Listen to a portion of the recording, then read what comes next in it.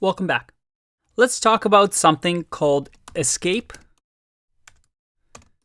sequence in Python. Let's comment this out. And let me ask you a question. What if we wanted to have a string that tells me, let's say, the weather? And here we want to write, it's sunny. You see how the highlighting changed here? Because I want to say it's with an apostrophe S. But Python is reading this and saying, okay, this is the start of the string and this is the end of the string. And then I have no idea what this is, and then we're starting a string again. How can we fix this? Well, we can add a double quote string instead, and this now works. But what if, for some reason, we also wanted to add it's kind of sunny in quotation marks? Well, now we have another issue. So how can we solve this? Because in human language, we have double quotes and apostrophes. Well, we can use escape sequences here. And this is a little hard to understand at first, but it's simply adding a slash like this. So the one right above your enter on the keyboard. So this slash, when Python goes through it, is going to say, all right, whatever comes after this, I recognize this symbol. Whatever comes after this, I'm going to assume it's a string.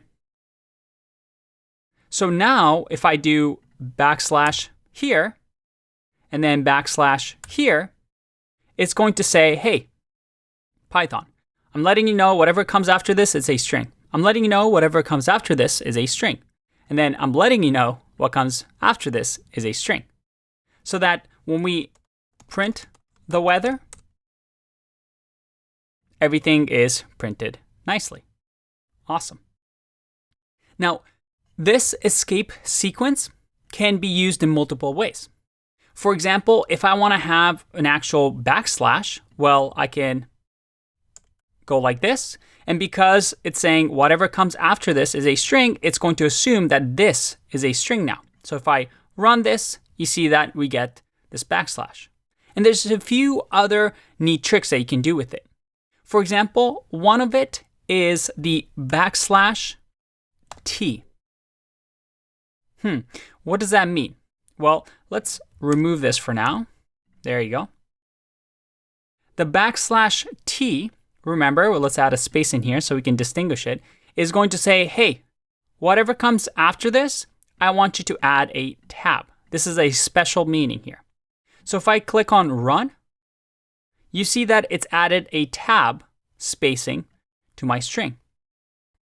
Another one is using n, or a new line.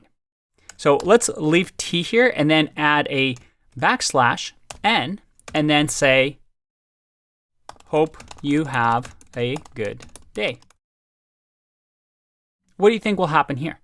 If I click run, I have a tab from the backslash T, and then I have a new line after kind of sunny because I do the backslash n, which denotes a new line, so that this shows up on a new line. Now, these escape sequences are hard to see at first, but they're pretty much available in all programming languages that use strings.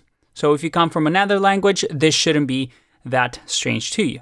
If it's your first time seeing this, you just need to get used to this syntax, and every once in a while, go to the Python documentation and just type in escape sequences, and you'll see all the ones that we have. These are the main ones that you need to know. All right, more to learn in the next video.